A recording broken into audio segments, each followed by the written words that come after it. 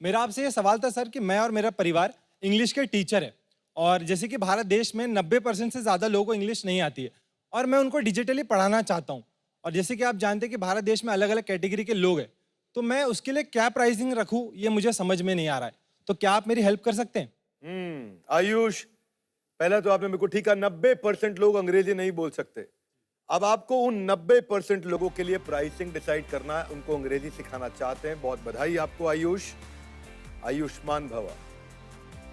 तो पहले तो आयुष, आज आपको मैं एक नया कॉन्सेप्ट समझा देता हूं, क्योंकि आपका मार्केट साइज बहुत बड़ा है। जियो का ऐसा ही स्ट्रैटेजी रहता है, रिलायंस ग्रुप का ऐसा स्ट्रैटेजी रहता है कि देश का 50% जनता मेरा कस्टमर बन जाए। कैसे?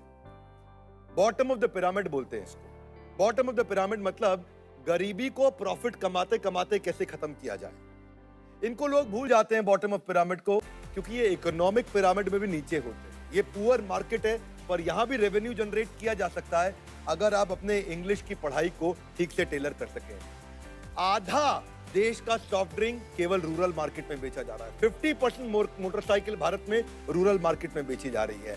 देश की आधी से ज्यादा सिगरेट रूरल मार्केट कंज्यूम करती है।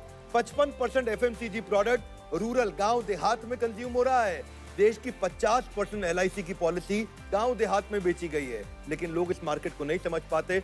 अंग्रेजी इन्हीं को सीखनी, आप इन्हें सिखाना चाहते हैं। जैसे एफएमसीजी में शैम्पू को एक छोटे पैकेट में सैशे में बेचा गया है, गाड़ियों को टाटा नैनो, ऑल्टो और वैगनआर के रूप में लाया गया है।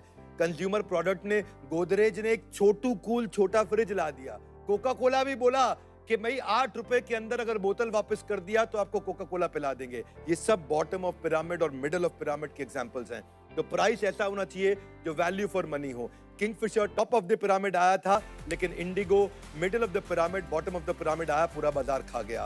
Radisson top of the pyramid आया था, पर OYO middle of the pyramid और बॉटम ऑफ द पिरामिड आया, पूरा बाजार खा गया।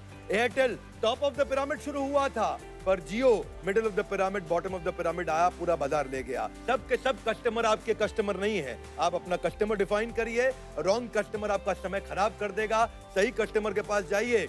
सही कस्टमर मतलब वैल्यू फॉर मनी मार्केट। ये कौन सी होती है? क्वालिटी तो बहुत अच्छी, लेकिन price come. When you create value, customer will give you value. Ayush, धन्यवाद। Thank you so much, Vendra.